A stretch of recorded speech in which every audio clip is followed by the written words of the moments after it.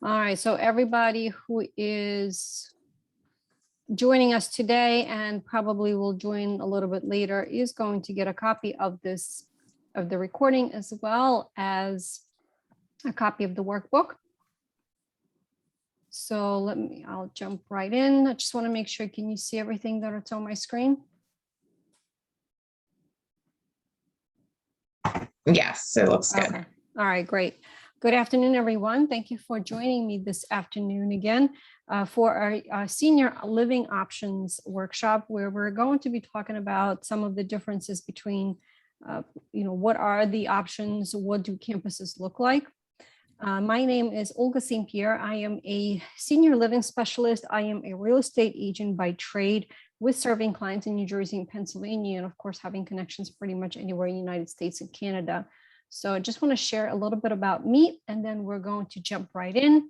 I have been in the industry with my practice for the last 13 years, and our team mission is to intend of making everyone's dream of owning a home come true with some planning and a budget. And then once you are a homeowner, our hope is to help you be a responsible and sustainable homeowner and a member of our community, hence the workshops that we do.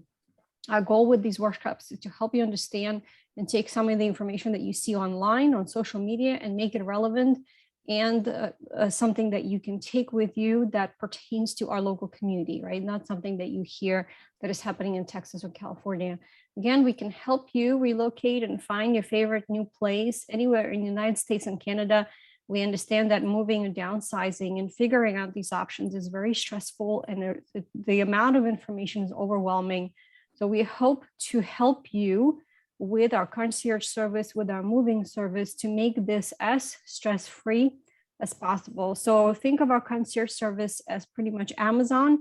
Anything from A to Z are virtual yellow pages. If you're looking for contractors or recommendations for financial advisor, for an attorney, whatever it is that you are trying to accomplish and make plans for, we are here to support you and definitely have the resources. So please don't hesitate to reach out to us. So let's jump right in. The plan for today is why are we even talking about and how we're going to consider these retirement options. Some of the questions that I'm going to encourage you to ask yourself, different types. We're going to dive in and talk about what are some of these different opportunities mean and what I would suggest that you do next. So that's pretty much the plan for the next 30 to 45 minutes. And please, if you have questions and if you're not clear on something, you're welcome to jump in, or you can always put your question in the chat box. And of course, at the end, we will have plenty of time. I'm happy to answer any of the questions. So the truth about staying in your home. And this is something that, we talk about on a regular basis when I'm working with clients, when I'm working with their families. These are the questions and these are the answers that I get all the time. So I just wanted to share them with you because it is also going to be food for thought for you as well. What I hear quite often is that my clients are saying, well, I have raised my family in this home. It is the most comfortable thing. It's what I know best, and it's going to be best until, I am getting ready to go to the next place. So, it's my best place for my retirement. And one thing I just want you to kind of think about it and remind yourself is that our ideal home does evolve through our lifetime, right? When you purchase that home, you had the idea of maybe getting married and having a family and raising your kids. And now your kids have the homes of their own, and your home now may actually be a source of frustration for you because you have the steps, because you have such a big yard that you don't want to take care anymore. So I want you to also think about it, your home, not in the respect of how many members you have built in there, but also, is it truly going to be a safe place for you, right? With the steps and, possibilities of falling and too much stuff to take care of. And of course, the upkeep, right? Next, my current home is the best option to continue to have an active social life and to stay connected with my friends. And here, what I would say to you here is, this is what you may be thinking your friends are doing, but at the same time, your friends may be thinking about actually relocating to a community because they may be thinking about how much their home's overwhelming to them. So what you may be doing is not the same thing what others may be doing. So I would encourage you to talk to your friends and say, hey, what are you thinking about doing? Are you thinking about going into maybe a 55 plus community because you don't want to take care of your snow and you're cutting your lawn anymore? And ask them, and having that conversation, just say, I'm kind of trying to explore my options. I just want to see what you're doing because your friendship is important to me and I want to make sure that we're continuing to stay connected. It's less expensive and more financially secure for me to stay in my current home. I hear this all the time.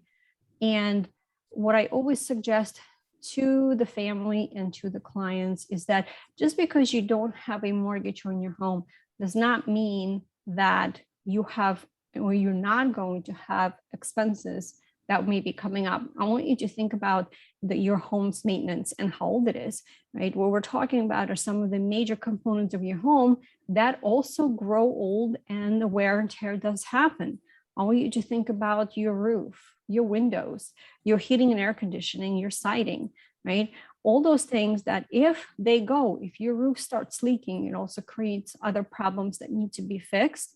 And setting up an appointment with a roofing company and actually getting a new roof on is quite a significant amount of money, right? We're talking anywhere between $8,000 and up, depending on how big your roof is. And a lot of the times, the contractor wants half payment up front and then the other half right after the job is done. So it's not something that you can spread out over monthly payments most of the time, right? So think about the wear and tear in your home. And why don't you think about all these things and truly look at your home as, I've lived here for a long time. Is it still in good shape, or do we need to actually do some maintenance and upgrades on your home? What does that look like financially, right? And doing a spreadsheet that I'm going to share with you in a little bit is very much helpful. So when you are thinking about, should I stay, and just because I don't have a mortgage, what are my expenses, versus going somewhere else where the maintenance may be less and less worrisome for you, these are the things that I'm going to ask you to kind of consider as we go through. It would be easy for me to get any care that I need at home. Not always. It does take a lot of coordination and a lot of moving pieces to get things coordinated for your care between your doctors and nurses and health aides. And trying to get everybody on the same page can be frustrating because, there's certain ways that things get done, and then the insurance has to be notified, and all of them have to work together.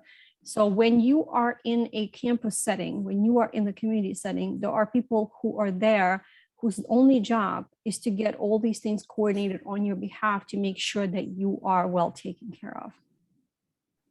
So staying at home, right? I hear a lot of people say, you know what?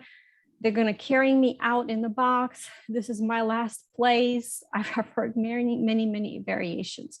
So here are some of the things that I want you to think about, because we want to make sure that your home is not just a place of memories, right? Because it's been in your family for a long period of time, but we also want to make sure that your home is safe, right? As you age, there are certain things that you need to consider, right? Whether you like it or not, these are things that you really do need to think about.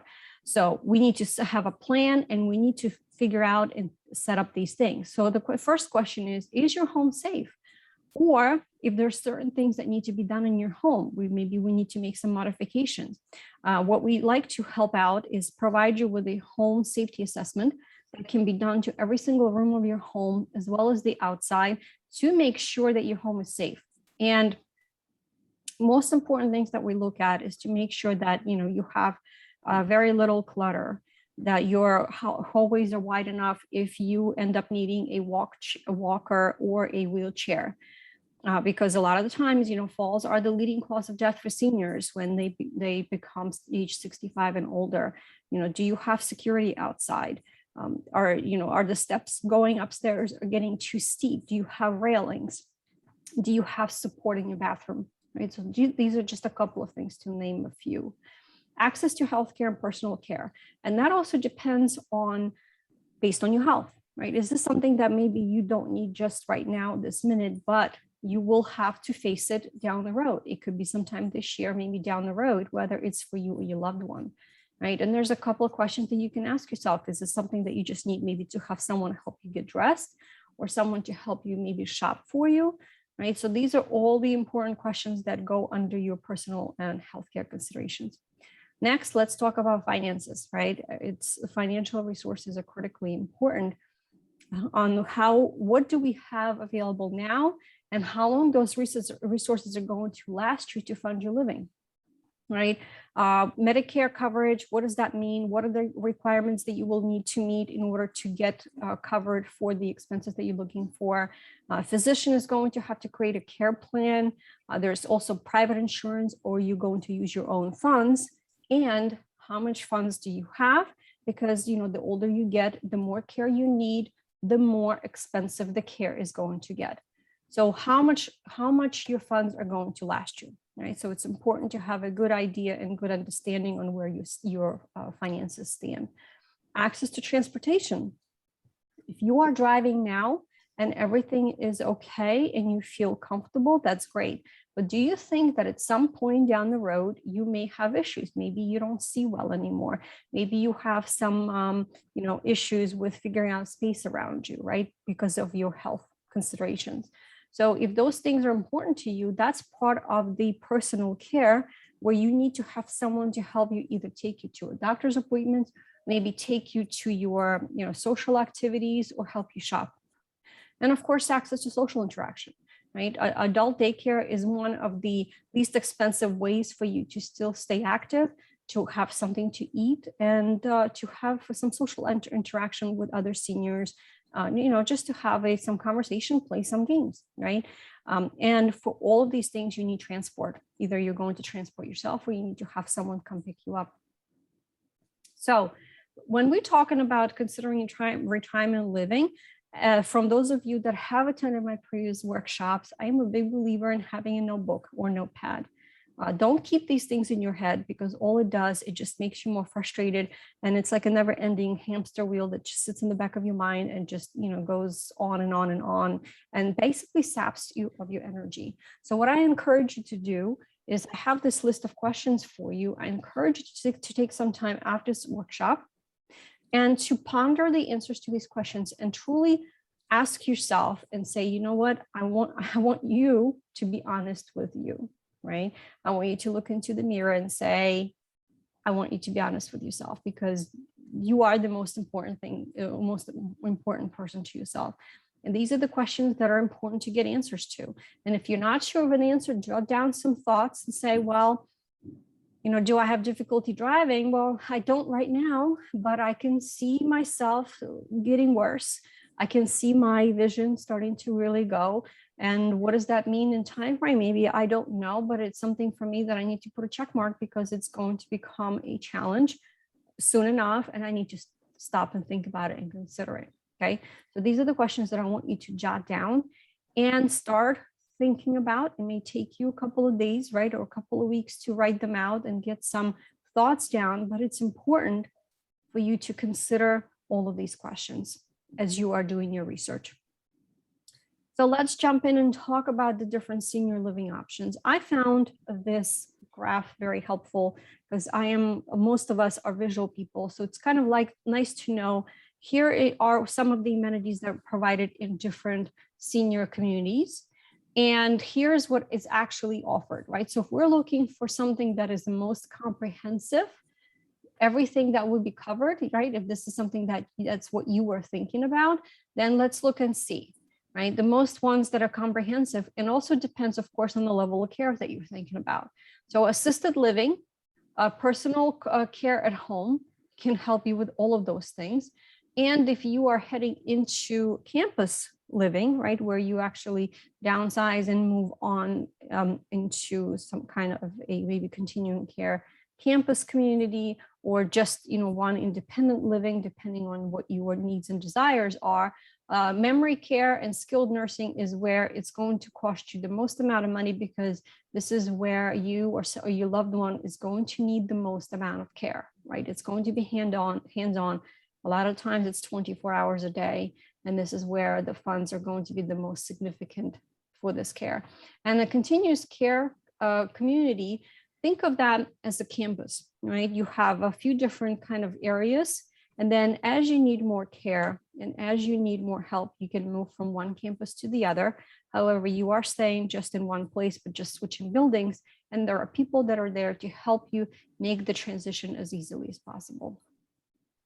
Here's another great kind of visual aid to help you, just so you can see and understand, which ones, some of these options are going to be the lowest cost, which would usually start with adult daycare, right? That's where you can go and socialize and then you come home, right? Because you still live at home. And then as you head to the highest ones that have the highest cost, it's going to be your continuing care, retirement community, nursing homes, memory care, and the life support through hospice.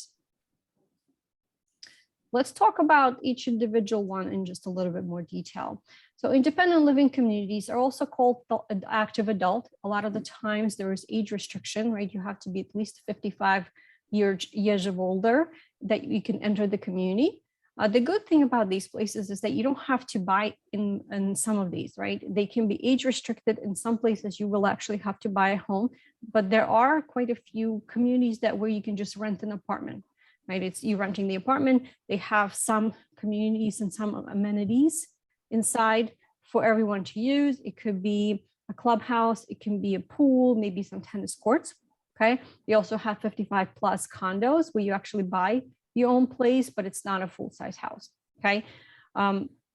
What the good thing about these communities is that if you don't want to have to maintain sometimes the exterior of your home, if you don't want to cut the grass, if you don't want to have to worry about snow, and if you want some social interaction, but you still want to live independently and do your own thing, this could be a great place for you.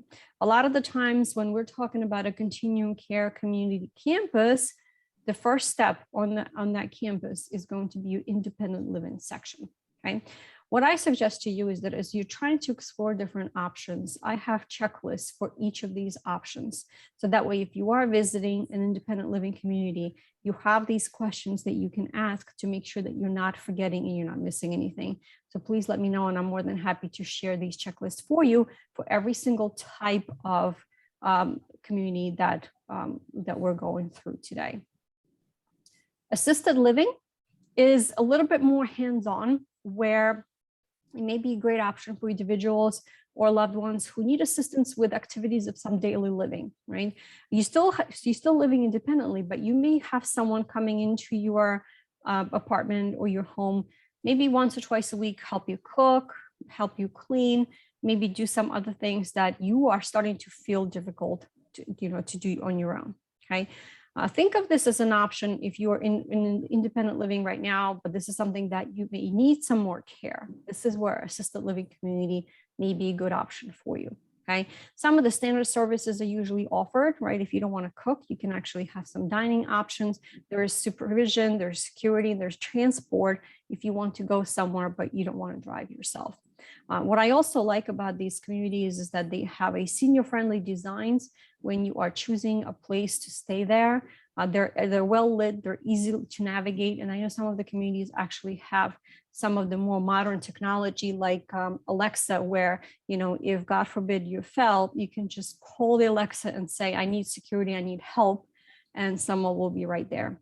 So again, when you are checking out the assisted living community as well, make sure that you are using an appropriate checklist to make sure that all of your questions get answered. Continuing care campuses are basically, think of them, as I mentioned to you, as a college campus. That's the best way that I can describe it to you. And a lot of the times people, once they start in their independent living, then they can head over into different campuses on the property, depending on what what are the circumstances and how your health maybe changes and your priorities change throughout your retirement time. And of course, they have different options. There's independent living, there's assisted living, there's skilled nursing, and some of them also have memory care as well. Neighborhoods. There are accesses to specialized healthcare services, and there's also different levels of care. So when you're looking at this kind of community, they offer you a lot of the times like buffet of different options, Okay, you can have different kinds of options where if you want to have access to everything, it's going to be your most comprehensive plan. If you're looking for some options and some flexibility where you don't have to pay for everything, it's going to be modified plan, or you can choose something like a fee for service. So just remember that every community is built differently and they're going to have different choices. So again, when you're evaluating, make sure that you clearly understand what happens when you move from from independent living to assisted living. What does that mean? Does that change your financial contributions? What does it cost, right? So all these things you would have to get answers to see which community and which option will be the best option for you.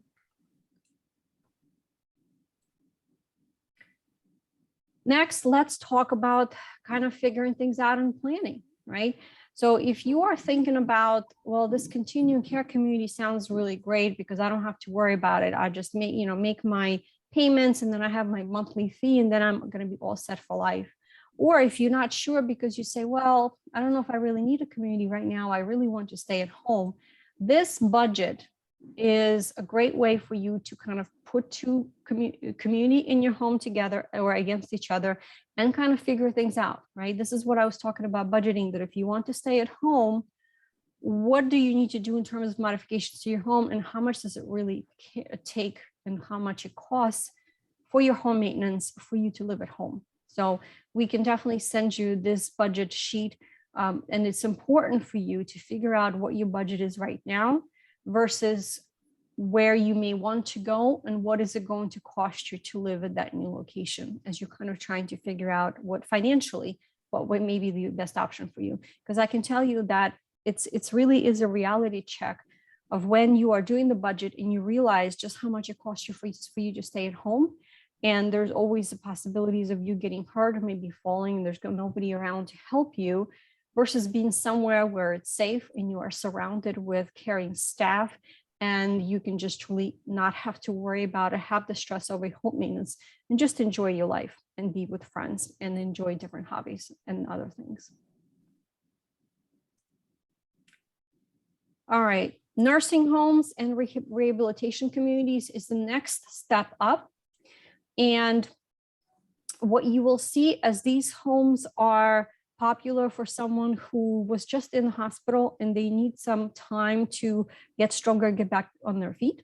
We're talking, somebody had surgery and now they need to go to a rehabilitation facility for the next maybe 2 weeks or so to get stronger and to get some, help with, getting their muscles stronger and so forth.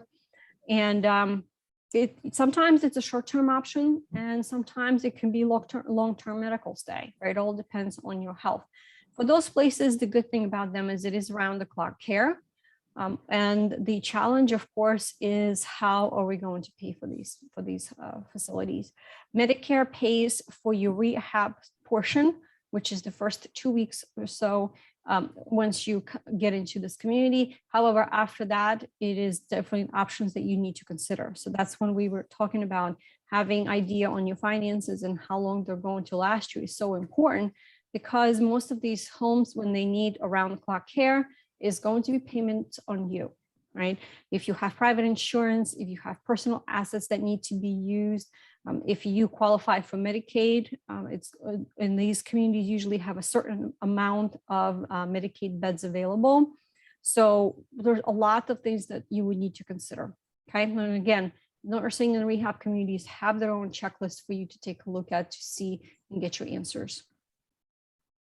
My next suggestion to you, and I include this in every single workshop of our senior series, is having a sit down and having an honest conversation with your loved ones, whether it's your, kids and grandkids, or it's your, sisters, brothers, parents, nephews. Having an honest conversation and clear communication is critically important. I also recommend that you don't do this on the phone because it's very hard to kind of truly understand and see how the person is feeling. You can't see them. And a lot of the times you can tell a lot more by someone's body language versus by talking to someone on the phone. So here are some of the suggestions that I recommend that you include in your conversations. And this conversation, you are going to give yourself permission to be 100% honest with your loved ones. You do need to tell them how you are feeling.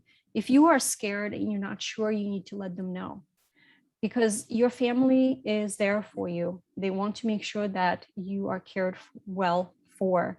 And if they don't know how you feel or what you want, or if you need help, they might just say, well, she hasn't brought it up to us, then we, maybe everything is well. But that's why having a clear communication is super important. Let them know if you need help. Let them know if you're nervous. Ask them for their help. It is okay to ask for their help, because again, your family cares for you. Important documents, super, super, super important. If you haven't done that yet, you need to make sure that all of your important documents are in one place. They're easy to find. You need to share with your family where they can find these documents, because,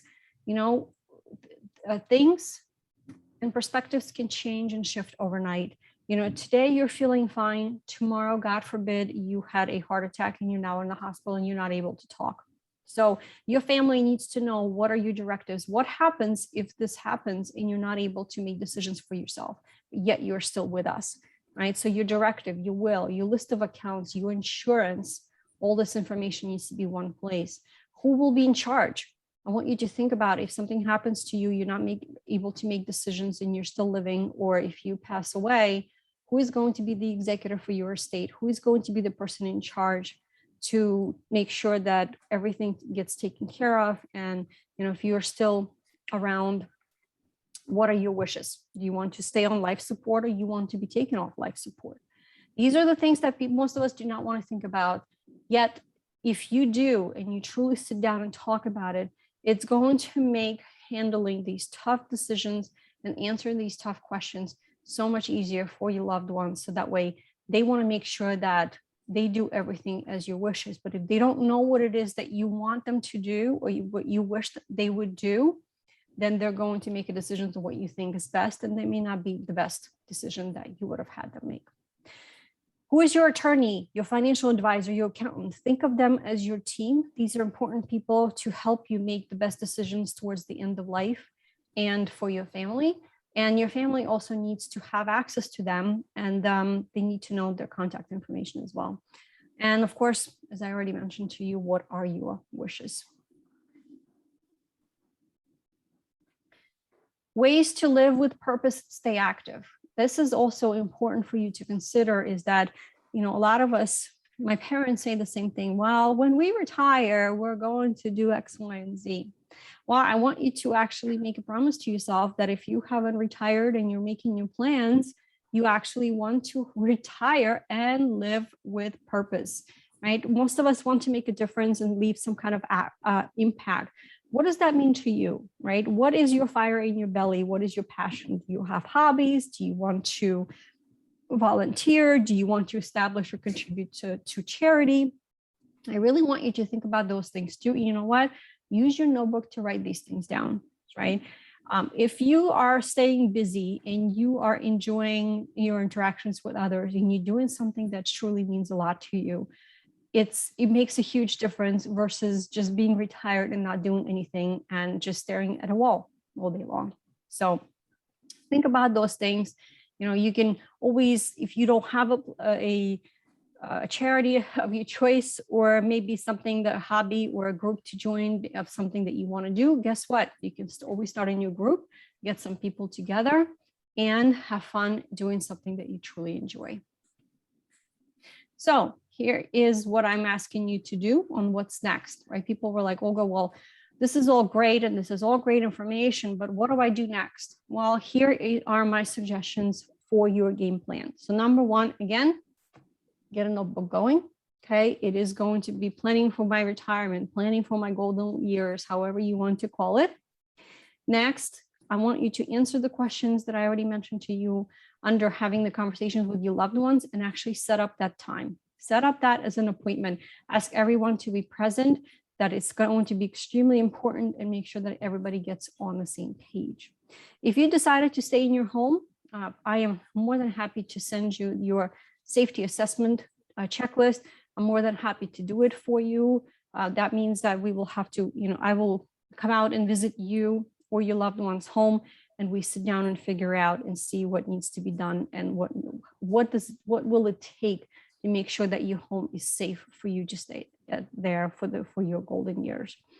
If you decide that retirement community is a better option for you, I encourage you to visit a few if they are local, so that way you can compare them, so you can get a feel and you can say to yourself, yeah, this feels right to me. This feels great. And I know that I am going to be happy here. And if I need more help, I know where I'm going to turn. Okay. Make sure when you're visiting those communities, you bring your checklist with you, so that way you don't forget any of the questions that may be important for you in your decision-making process. And again, we can send everything over to you. And we hope to see you for the other workshops in our senior series, where we talk about helping you getting your home ready to sell. We have a specific workshop on aging in your home, what you need to know, where we dive in a little bit more detail on what it takes for you to stay in your home. And another workshop is called Seniors Be Smart About Avoiding Scams, because unfortunately it's just so prevalent that I really wanted to dive in and talk in more details on what some of these scams are and how do we stay away from them. And the workshop schedule is on live with Olga link that is listed right here at the bottom. We have workshops right now scheduled pretty much through the end of October. So please join us. Everything is free and everything is on Zoom and everything is recorded. So this is what I have to share with you. My contact information is here on the workshop as well. Again, we're here for you. We're happy to share any of the resources, the spreadsheets that were mentioned in this workshop. You just need to let us know what you would like for us to send to you. So this is what I had to share with you today. And just wanted to now ask you what questions you may have for me, maybe that I haven't answered and maybe that I didn't go into detail. Marie, good afternoon. Thank you. I just saw your greeting in the chat box.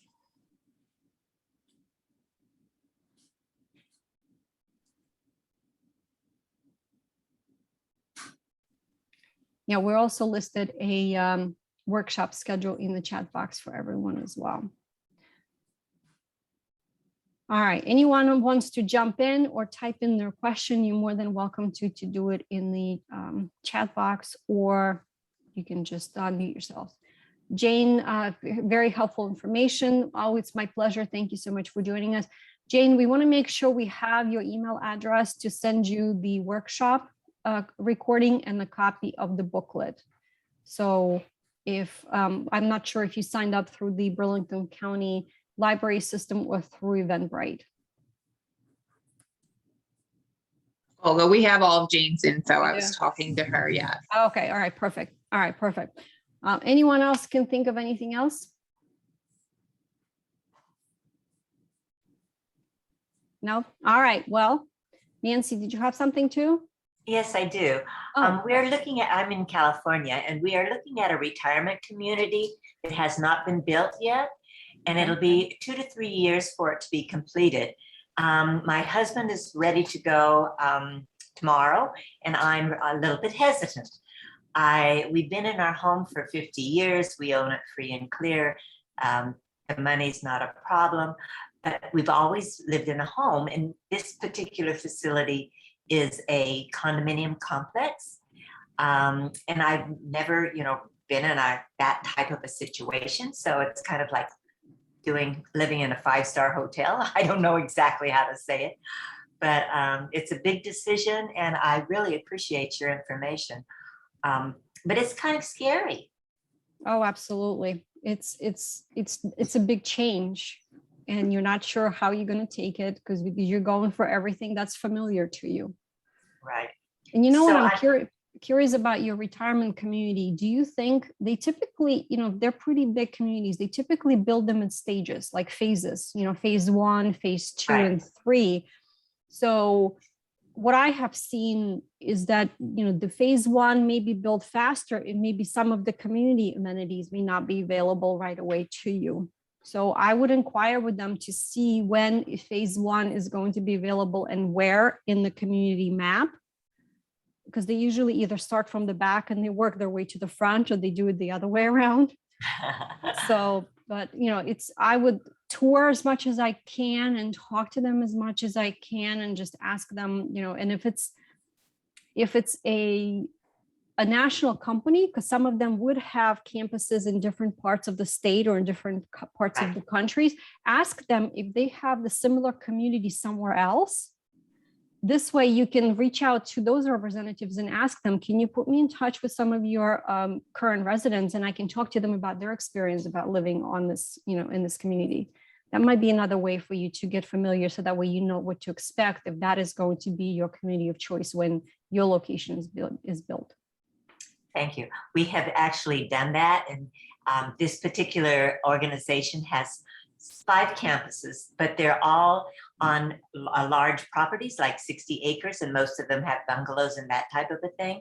And this is their first experiment with doing an urban setting.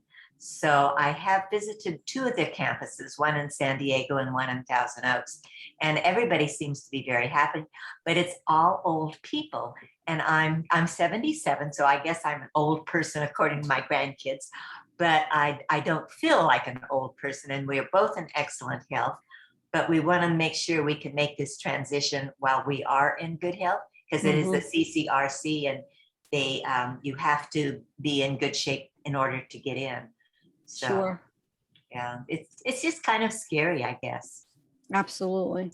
So, But I agree with you 100% that these kind of changes and transitions do need to be made while you're in good shape, because this way you have the time to make the decisions that are best for you, versus when you are not in good health and sometimes you have to make decisions faster than you may want to. that's true. So you will automatically send me the booklet on how to. Thank you. Yes. I appreciate that. Absolutely. Absolutely. All right. Jane has a question. Have you found any issues with CCRCs imposing medical restrictions or forcing independent residents in apartments to take flu shots or COVID shots? I wonder, as I have health medical allergy and back reactions to many medications, so I'm not the one who's recommended for certain items such as this, and I wonder what rights you lose when moving into a CCRC. Also, is it possible to use naturopathic doctors, et cetera, who may not be on staff? Jane, these are great questions. I don't have 100% of the answers, but let me do a little bit of research, and then I will reach out to you in the email and send you my thoughts.